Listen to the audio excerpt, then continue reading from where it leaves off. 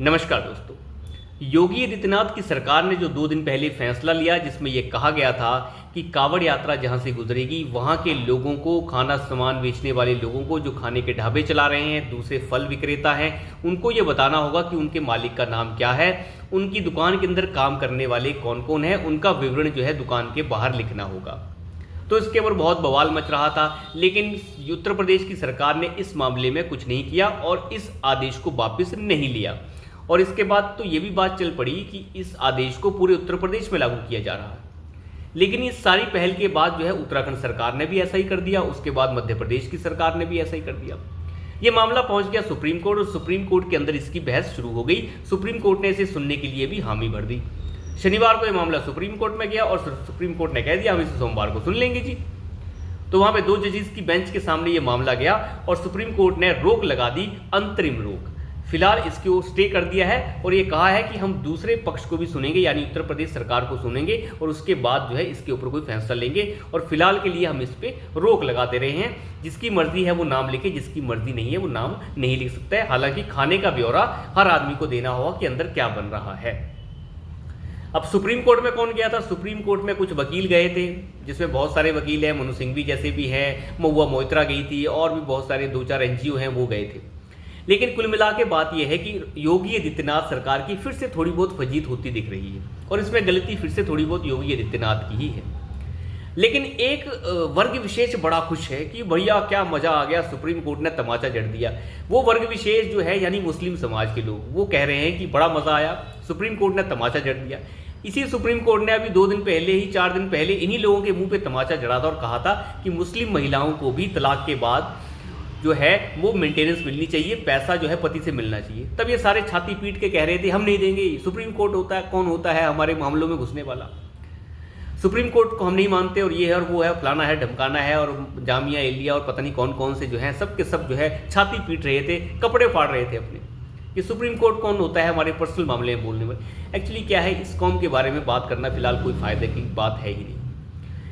आज इन्हें supreme court का फैसला अच्छा लगा तो ये खुश हो जाते हैं, जब अच्छा नहीं लगता, क्योंकि इनके सिर पैर समझना मुश्किल है, ये हैं क्या वही समझना मुश्किल है। फिलहाल इसे किनारे पर रख देता है। जब सुप्रीम कोर्ट का फैसला आया था महिलाओं के लिए, क्या उस समय सुप्रीम कोर्ट सही था इनके लिए, या आज फैसला आया है इनके मुताबिक इन्हें लग रहा है तो ये सही है? मुद्दा ये है कि नाम लिखने से इन्हें डर क्यों लगता है, और नाम लिखने में आखिर रखा ही क्या है? नाम लिख दोगे तो लिख दो, क्या दिक्कत है? जिसे खरीदना होगा खरीद लेगा।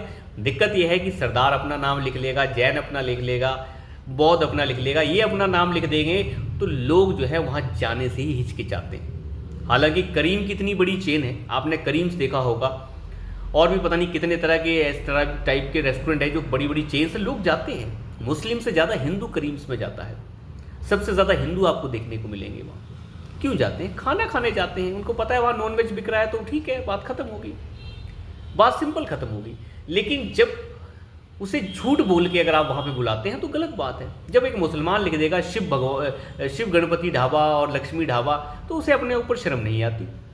ये तो धोखा है। आप धोखा करके क्यों बुला रहे हो? आप धोखा करके आप नहीं बुला सकते।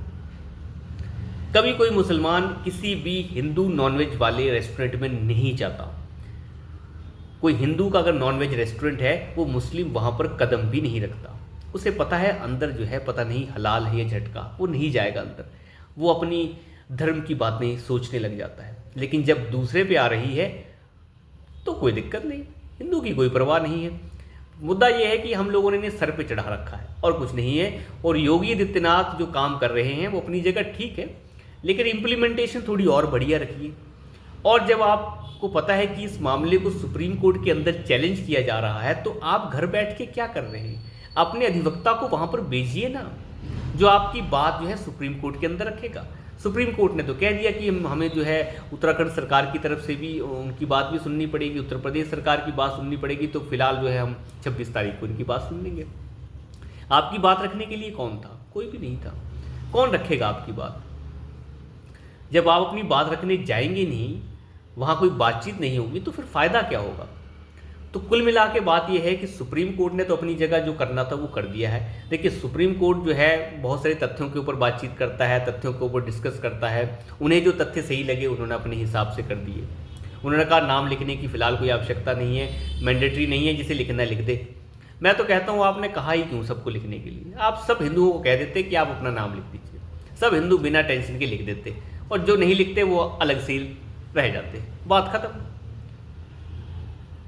तो सिंपल सी बात है। देखिए ये कौम हमेशा ही जो है विरोध ही करती है, और ये विरोध करने के लिए ही बनी है, ये विरोध ही करती रहेगी। इस कौम को सीरिया में भी दिक्कत है, इस कौम को इराक में भी दिक्कत है, इस कौम को अफगानिस्तान में भी दिक्कत है, इस कौम को पाकिस्तान में भी दिक्कत है, इसी कौम को बांग्लादेश के अंदर भी दिक्कत है, पाकिस्तान के अंदर दिक्कत, हर जगह दिक्कत है।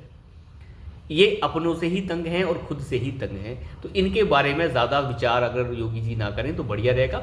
आपका डिसीजन ठीक था, लेकिन इम्प्लीमेंटेशन थोड़े और तरीके, मॉडर्न तरीके निकालिए, और कुछ नहीं। क्योंकि जब किसी मुसलमान के यहाँ खाना खाने हिंदू जाता है, वो अच्छे तरीके से चला जाता है, कोई मना नहीं करता और बढ़िया से जाता है, तो फिर झूठा नाम लिख के, शिव ढाबा लिख के और लक्ष्मी ढाबा लिख के लिखने का क्या मतलब बनता है? यानी जालसाजी और फरेब, इसको बोलते हैं जालसाजी और फरेब करना। तो जालसाजी और फरेब करके जब एक मुसलमान को कमाना पड़ रहा है तो उससे डूब के मर जाना चाहिए। सुबह शाम ईमान की बात करने वाले। लेकिन एक बात है, इस पूरे मामले में योगी आदित्यनाथ ने जिस तरीके से अपने आप को आगे रखा है, ये अपने आप में बहुत बड़ी बात है। सुप्रीम कोर्ट का फैसला कोई ज़्यादा मायने नहीं रखता। देखिए सुप्रीम कोर्ट ने अपनी जगह बिल्कुल सही फैसला दिया है। सुप्रीम कोर्ट का फैसला उस दिन भी सही था और आज भी सही है। सुप्रीम कोर्ट के सामने जो तथ्य रखे गए, उन तथ्यों के हिसाब से बिल्कुल सही फैसला है। लेकिन सुप्रीम कोर्ट को जब अवगत कराया जाएगा कि इस तरीके से भी हो रहा है, तब सुप्रीम कोर्ट की बात सुननी पड़ती है। तो उसके लिए अधिवक्ता जो है वहाँ पे होने चाहिए, जो उत्तर प्रदेश सरकार की बात भी रखेंगे, उत्तराखंड सरकार की बात रखेंगे, मध्य प्रदेश सरकार की बात रखेंगे, तो मामला इस तरीके से चलेगा। तो अभी के लिए इतना ही, धन्यवाद।